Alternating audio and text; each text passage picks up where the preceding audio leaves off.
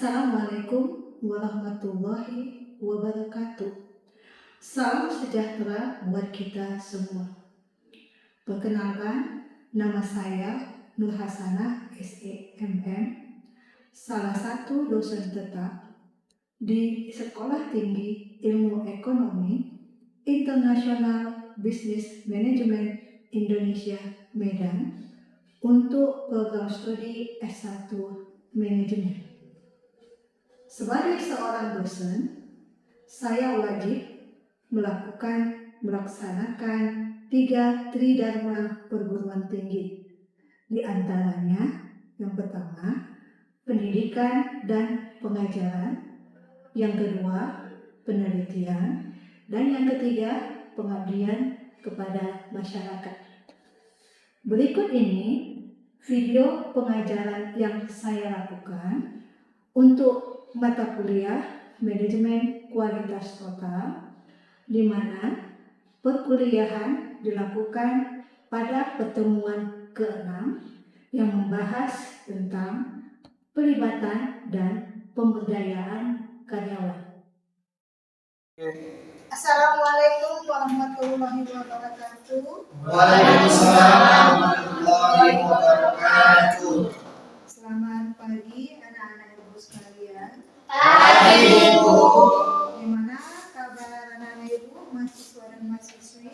Alhamdulillah baik Bu. Alhamdulillah, semoga kita selalu sehat dan tetap dalam lindungan Tuhan Yang Maha Esa. Amin. Hari ini kita masuk mata kuliah Manajemen Kualitas Total untuk bab 6, pertemuan ke-6. Kita bahas tentang pelibatan dan pemberdayaan karyawan. Nah, perkenalkan, nama saya Nur Hasanah SEMM. Sebelum kita memulai mata kuliah kita hari ini, ada baiknya kita berdoa dulu menurut agama dan kepercayaan yang kita anut masing-masing. Oke, kepada Kompi, Ibu minta tolong dipimpin doa kita hari ini sebelum memulai perkuliahan kita. Silakan Wahyu. Baik, sebelum mulai pelajaran hari ini, alangkah baiknya kita berdoa menurut agama dan kepercayaan kita masing-masing. Doa dimulai. Berdoa selesai. Oke, terima kasih kepada Wahyu. Nah, kita mulai hari ini kita masuk tentang pelibatan dan pemberdayaan karyawan. Nah, sebelum kita membahas bab 6 ini, kita ulas sedikit dulu tentang materi kita yang minggu lalu di bab 5. Nah, siapa yang masih ingat? Yang minggu lalu kita membahas tentang apa? Silakan. Oke, Marintan. Kualitas sebagai alternatif daya saing. Nah, kualitas sebagai alternatif daya saing. Kualitas. Siapa yang masih ingat minggu lalu apa sih kualitas itu? Oke, silakan Lisa. Kualitas adalah tingkat baik buruknya sesuatu, derajat atau taraf mutu. Oke, terima kasih Lisa. Lalu kualitas sebagai alternatif daya saing. Nah, kenapa sih bisa kualitas itu menjadi daya saing dari satu perusahaan? Siapa yang bisa jawab? Oke, Wahyu silakan. Oke, baik Bu, sesuai apa dengan penjelasan Saudara Risa tadi, di mana di zaman masa saat ini baik itu produk ataupun jasa, kualitas merupakan hal yang penting sebagai tolak ukur sebagai keberhasilan dari perusahaan mereka. Di mana apabila kualitas suatu perusahaan itu baik, maka akan menghasilkan nilai baik di mata konsumen. Oke, itu menurut Wahyu. Apa ada lagi anak-anak ibu sekalian yang mengungkapkan pendapatnya tentang kenapa kualitas menjadi daya saing? Oke, Rahmat, silakan. Kualitas seperti yang ketahui adalah nilai yang menjadi tolak ukur sebagai pembeda suatu produk dengan produk lain, yang dimana kualitasnya tergantung dari bahan produk ataupun hingga estetika produk tersebut, sehingga dapat menjadi pembeda dan menarik perhatian dari pelanggan maupun produsen itu sendiri, Bu. Yang dimana semakin tinggi kualitas maka akan semakin diinginkan oleh pelanggan-pelanggan yang lain. Oke, terima kasih kepada Risa, Wahyu, dan juga Rahmat.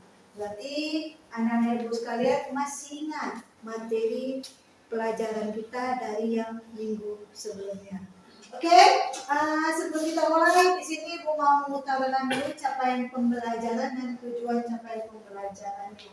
Nah, yang pertama, setelah nanti anak-anak sekalian mahasiswa-mahasiswi mempelajari manajemen kualitas total tentang pelibatan dan pemberdayaan karyawan ini, yang pertama diharapkan mampu memahami konsep pelibatan dan pemberdayaan karyawan, lalu mampu menyebutkan faktor-faktor penghambatnya, dan yang ketiga mampu menjelaskan implementasi pelibatan dan pemberdayaan karyawan, dan yang keempat ini yang paling penting mampu memahami betapa pentingnya pengakuan dan penghargaan prestasi. Lalu tujuan capaian pembelajarannya, yang pertama memahami konsep pelibatan dan pemberdayaan karyawan, yang kedua menyebutkan faktor-faktor penghambat pelibatan dan pemberdayaan karyawan, yang terakhir memahami implementasi pelibatan dan pemberdayaan karyawan. Nah, kita ulas dulu yang namanya perusahaan, ya kan? Di bidang apapun, perusahaan, organisasi itu pasti mempunyai goal atau tujuan. Oke, di mana yang namanya perusahaan itu ada faktor-faktor yang mendukung, yang mendorong supaya tujuan yang telah ditetapkan itu bisa tercapai. Nah, salah satunya adalah atau sumber daya manusianya. Nah, disinilah kita penting, mengapa kita memahami betapa pentingnya kita mempelajari tentang manajemen sumber daya manusia, terutama tentang materi hari ini yaitu pelibatan dan pemberdayaan karyawan. Nah, selain man-nya, ada money-nya, modalnya, materialnya, mesin, dan gitu. Oke. Nah, di samping itu didukung dengan kejujuran, loyalitas, kesehatan, kesinambungan, kecerdasan, dan ide-ide dari semua karyawannya. Nah, untuk awalnya kita bahas dulu definisi tentang pelibatan dan pemberdayaan karyawan. Nah, apa sih pelibatan karyawan itu? Lalu apa sih pemberdayaan karyawan itu? Nah, pelibatan karyawan itu adalah suatu proses mengikutsertakan semua karyawan di semua level organisasi dalam pembuatan keputusan atau pemecahan masalah. Atau dengan kata lain, semua karyawan kita rangkul, kita ajak semuanya, dari yang top sampai ke yang lower. Oke, kita kumpulkan bersama-sama untuk kita cari solusi. Kita buat apa sih keputusan yang paling tepat dari masalah yang sedang dihadapi perusahaan. Nah, itu pelibatan. Lalu pemberdayaan. Nah, pemberdayaan karyawan itu dapat diartikan sebagai karyawan dimaksimalkan. Apanya dimaksimalkan? Potensi yang dimiliki si karyawan. Itu bisa dari pendidikannya, keterampilannya, pengalamannya, itu kita maksimalkan. Kita dayakan untuk mengambil keputusan dalam menyelesaikan masalah serta dalam bertindak. Oke. Lalu apa tujuan dan manfaat dari pelibatan dan pemberdayaan karyawan ini? Nah, tujuannya seperti yang sudah diutarakan tadi teman-teman kita dari Risa, Wahyu sampai Rahmat, yaitu di sini untuk meningkatkan kemampuan organisasi memberikan customer value. Nah, customer value ini akhirnya nanti kepada kepuasan pelanggan, kepuasan konsumen. Nah, jadi di sini maksudnya semua karyawan yang kita miliki baik dari top sampai ke lower, nanti kita kasih tahu, kita ajak, kita informasikan, kita kasih ilmu, kita kasih pengertian, kita kasih pengetahuan. Apa sih customer value itu? Apa sih kepuasan pelanggan itu? Bagaimana kita menciptakannya? Bagaimana kita meningkatkan kepuasan pelanggan itu? Dan bagaimana kita mempertahankannya? Nah, inilah pentingnya dan merupakan tujuan dari pelibatan dan pemberdayaan karyawan tadi. Karena kalau sudah konsumen kita merasa puas, nah kita berharap di kemudian hari konsumen tersebut akan balik lagi untuk menggunakan produk dan jasa dari perusahaan kita. Lalu manfaatnya, yang pertama yang jelas ya, supaya karyawan lebih cepat merespon semua kebutuhan pelanggan. Jadi apapun kebutuhan pelanggan itu karyawan harus cepat meresponnya. Apa yang menjadi kebutuhannya Bu? Apa yang menjadi kebutuhannya Pak? Jadi bukan lagi keinginannya. Oke. Terus yang kedua, respon. Kalau jika karyawan ada konsumen yang komplain, yang keberatan, yang protes, yang tidak sesuai dirasakannya, yang dia tidak merasa puas akan produk yang sudah dinikmatinya dari produk kita. Nah, jadi harus bisa jadi lebih cepat merespon karyawannya. Terus yang ketiga, nah ini karyawan lebih cepat, lebih akrab, lebih antusias berinteraksi dengan konsumen, dengan pelanggan kita. Nah, ini pun lebih penting, membina hubungan yang lebih dekat dengan konsumen. Terus yang keempat, nah ini perusahaan bisa mendapatkan iklan yang biayanya gratis, yaitu iklan berupa dari mulut ke mulut. Ya, kita harapkan iklan ini dari konsumen dan dari pelanggan itu berupa penilaian yang positif, baik dari produk kita, dari jasa kita, maupun dari karyawan-karyawan kita. Supaya nanti pelanggan kita kembali lagi untuk membeli produk kita, sehingga pembelian nanti akan meningkat. Oke, itu tujuan dan manfaatnya. Lalu faktor penghambatnya apa saja? Nah, ini ada 2 faktor penghambatnya. Pertama, dari manajemen dan dari karyawan.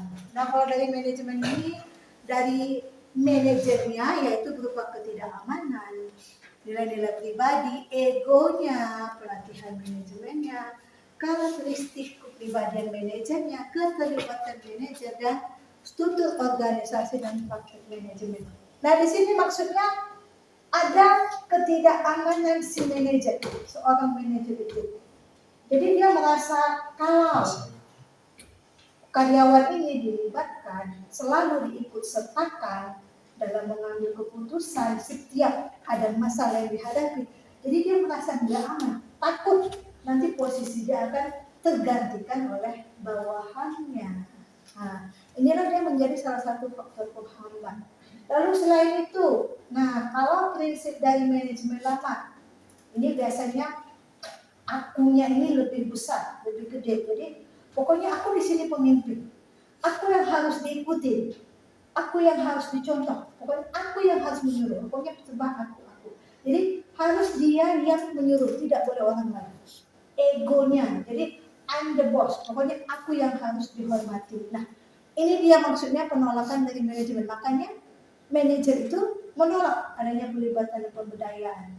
Karena kalau dengan demikian, dia kan harus mengikuti arahan dan harus diikutsertakan dalam kegiatan operasional sehari-hari dengan karyawannya. Lalu ada pelatihan. Pelatihan ini nanti kalau manajemen tidak sesuai, menolak adanya ini. Jadi mereka menusuk atau bisa meniadakan pertemuan-pertemuan antar karyawan yang bisa mungkin nanti dia merasa tersaingi, takut terimbas, takut terbuang, tidak dipakai lagi. Lalu ada juga struktur organisasi, dan struktur organisasi yang terlalu panjang dan terlalu ribet untuk dari bawah, ya kan? Misalnya mau mengajukan ide sampai ke top, nah ini terlalu panjang prosesnya.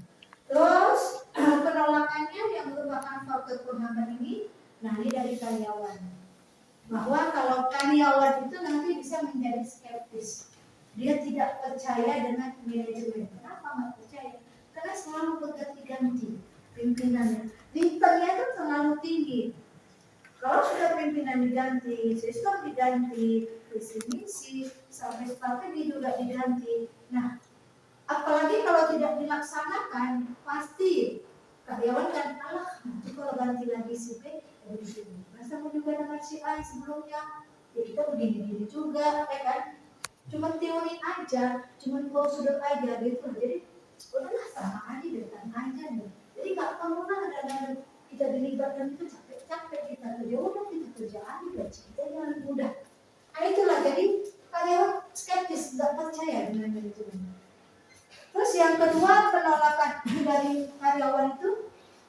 Nah, ini menyangkut hal baru, ya, perubahan. Jadi tidak semua orang, termasuk karyawan, menyukai adanya perubahan. Apalagi ini tentang pelibatan dan pemberdayaan. Misalnya kalau sehari-hari sebelum-sebelumnya karyawan itu tidak pernah diajak, tidak pernah diikutsertakan, maka karyawan tadi merasa ada perubahan. Ah, enggak, ngapain? Usah, takutlah yang begini begitu. Jadi mereka tidak menerima perubahan. Itu penolakan dari karyawan. Nah, lalu bagaimana cara mengatasinya dari faktor penghambat? Nah, yang pertama, saat si manajemen, misalnya kita jadi manajer, waktu kita membentuk satu tim, ya, jadi harus kita tentukan apa aja yang menjadi sasaran, yang menjadi tujuan dari teamwork kita. Jadi harus jelas.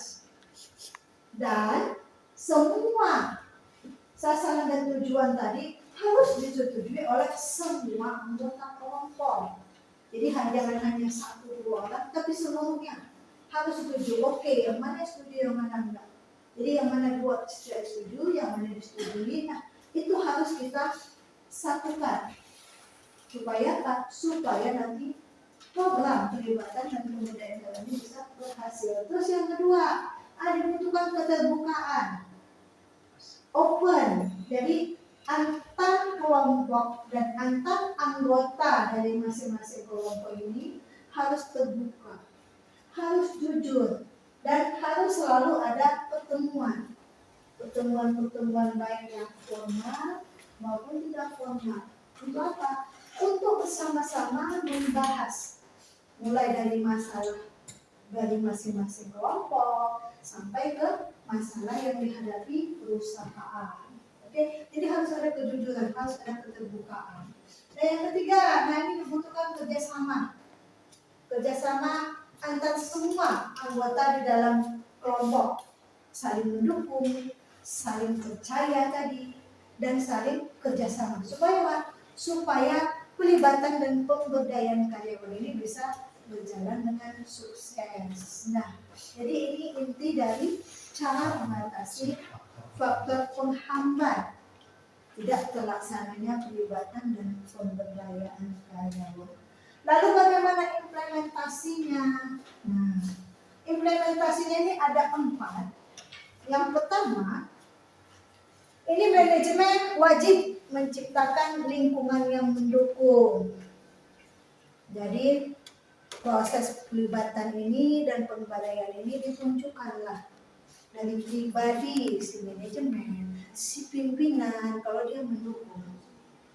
Ya, bisa dari perangkulan tadi diajak semua, lalu bisa dikasih ilmu, bisa dikasih pendidikannya, keterampilannya.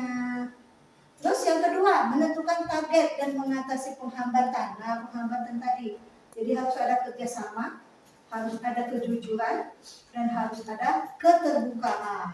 Supaya apa? Nah, supaya penghambat ini bisa kita minimal, kalau bisa kita hilangkan. Terus yang ketiga, menerapkan dan menggunakan sarana pendukung. Ini sarana pendukung dari perusahaan. Ya untuk tadi supaya kita sudah buat kelompok, terus buat satu pertemuan yang membahas masalah apa, misalnya satu divisi pemasaran, nah masalah tentang masalah pemasaran yang terjadi di lapangan dan divisi lainnya. Terus yang keempat, menilai, menyesuaikan dan memperbaiki. Dan ini semua pendapat-pendapat dari karyawan tadi dinilai, ya kan? Terus disesuaikan apa yang paling cocok, apa yang bisa kita pakai, ide-ide dari karyawan tadi. Terus kalau ada terjadi kesalahan ini, nah inilah kita perbaiki. Oke? Dari mana? Dari ide-ide yang disampaikan karyawan yang kita miliki. Nah, lalu bagaimana peranan manajemen? Nah, dalam pelaksanaan pelibatan dan pemberdayaan karyawan ini, nah yang pertama yang jelas tadi harus mendukung, harus tunjukkan sikap kita sebagai pimpinan itu kita mendukung. Kita buat pertemuan, ya kan? Semua karyawan, kita bentuk satu kelompok masing-masing kelompok per divisi boleh. Terus yang kedua menjadi model peran. Terus yang ketiga menjadi pelatih. Nah ini maksudnya kita sebagai manajer itu kita memberikan keterampilan, ilmu, atau kalau perlu kita kasih pertanyaan yang mendukung, pertanyaan yang menggugah, pertanyaan yang menantang buat karyawan. Ini gimana nih masalah kita nih? Apa yang harus kita kerjakan ini? Terus yang keempat menjadi fasilitator. Ini fasilitator untuk kita membuat pertemuan tadi ya untuk semua karyawan. Terus yang kelima, nah ini mempraktekkan manajemen by walking around. Ini maksudnya pihak manajemen selaku pimpinan ya, dia berjalan-jalan mengelilingi di semua divisi, di semua karyawan, dijumpainya satu persatu. Kalau misalnya si manajemen ini mempunyai waktu senggang, ya kan? Waktu senggangnya bisa dijumpainya satu karyawan, apa masalah yang terjadi, bagaimana, kenapa. Jadi dia tanya satu persatu turun ke lapangan. Terus mengambil tindakan. Nah, kalau ada rekomendasi dari karyawan, segera kita ambil tindakan supaya perbaikannya cepat dilaksanakan. Nah, yang terakhir ini menghargai prestasi kerja. Ini prestasi kerja bagi karyawan yang memiliki prestasi. Nah, ini harus kita akui dan kita hargai. Nah, bagaimana caranya, metodenya? Yang pertama brainstorming.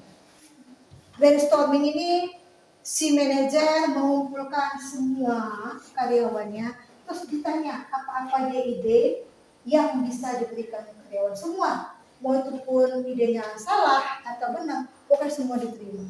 Oke. Terus yang kedua metode nominal group teknik. Nah ini kalau nominal manajernya membentuk masing-masing kelompok, misalnya per divisi bisa, lalu jadi masing-masing divisi itu dirumuskan masalah apa yang mereka hadapi, terus apa aja ide dari kelompok anggota kelompok, lalu dipilih mana yang paling baik dan dipilih juga ide dari masing-masing kelompok. Terus gugus kualitas. Nah, kalau gugus kualitas ini karyawannya sendiri yang membuat pertemuan mereka sendiri untuk membahas masalah yang sedang ada di perusahaan. Jadi kalau tadi brainstorming si pimpinannya, nah kalau gugus kualitas ini karyawan yang pribadi masing-masing sukarela mereka membuat pertemuan. Lalu ada kotak saran. Nah ini kotak berupa kotak pendapat dari ide-ide karyawan yang bisa dituliskan di selembar kertas lalu dimasukkan ke kotak tersebut. Nanti suatu saat akan dibaca dan diumumkan oleh pimpinan. Terus yang terakhir ini metodenya manajemen by walking around. Tadi pimpinannya itu jalan-jalan mengelilingi area perkantoran, area perusahaan dan menjumpai satu persatu di waktu senggangnya apa yang menjadi masalah, apa keluhan karyawan tersebut. Oke.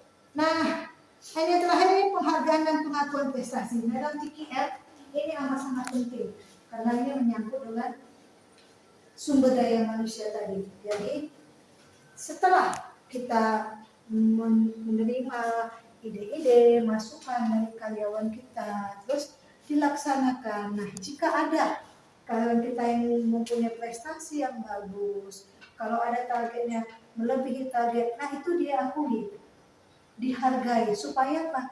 Supaya karyawan itu merasa berada, terus merasa dibutuhkan, dan nanti akhirnya dia merasa memiliki perusahaan. Nah, otomatis dengan sukarela, dengan hatinya sendiri, dia akan berusaha memajukan perusahaan. Nah, bagaimana cara mengakui dan menghargai prestasi karyawan? Nah, ini banyak caranya. Bisa dari bonusnya diberikan, atau kenaikan jabatan, atau kenaikan gaji. Nah, itu bisa. Atau juga secara, itu kalau secara material. Kalau non material atau non finansial, bisa dikasih sebuah penghargaan atau sertifikat atas prestasi yang sudah dicapai oleh karyawan yang bersangkutan. Nah, oke, inilah materi kita untuk hari ini tentang pelibatan dan pemberdayaan karyawan. Oke, sampai sini ada mau ditanya? Pas? Atau ada yang bisa mengasihkan kesimpulan dari materi kita hari ini? Silakan. Oke. Baiklah, kesimpulan pada pelibatan dan pemberdayaan karyawan ini adalah keterlibatan dan pemberdayaan karyawan merupakan salah satu unsur TPM. Jika karyawan dilibatkan dalam berbagai kegiatan pemecahan masalah dan pengambilan keputusan, maka mutu atau kualitas lembaga dapat terjamin. Karena karyawan merupakan orang yang melaksanakan tugas operasional yang lebih mengenal keadaan sebenarnya di lapangan. Salah satu bentuk pemberdayaan karyawan adalah dengan membuat suatu tim kerja yang biasa disebut dengan gugus kendali mutu. Tim ini terbentuk dari 4 sampai dengan 12 karyawan yang berasal dari tempat atau bidang yang sama dalam perusahaan secara sukarela, berkumpul untuk mengidentifikasi, menganalisis, dan memecahkan berbagai permasalahan yang berkaitan dengan pekerjaan mereka dan menerapkannya dalam kegiatan operasional perusahaan. Oke, terima kasih kepada anak ibu mahasiswi Olahraga Deborah yang amat sangat menyimak, dan mudah-mudahan semua anak ibu semua hari ini paham tentang materi kita tentang pelibatan dan pemberdayaan karyawan. Oke, nah sebelum kita tutup materi kita hari ini, nah kita tutup lagi dengan doa ya, supaya ilmu yang hari ini kita bahas bisa bermanfaat nanti buat kita semua ke depannya. Oke, kepada Komting, Ibu minta tolong lagi dipimpin lagi doa kita penutup untuk perkuliahan kita hari ini. Silakan Wahyu. Baik, untuk menutup perkuliahan kita hari ini, antara Allah baiknya kita berdoa menurut agama dan kepercayaan kita masing-masing. Berdoa dimulai.